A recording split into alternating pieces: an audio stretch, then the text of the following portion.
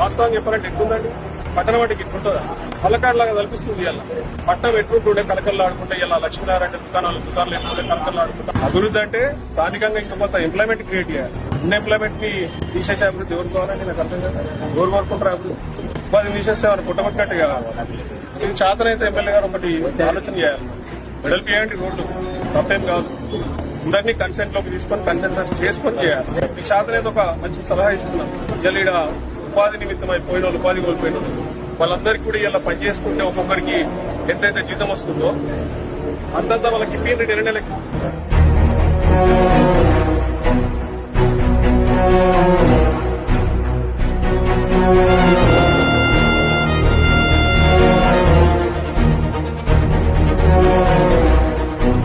నన్ను ఎక్కడో చూశానన్నావుగా,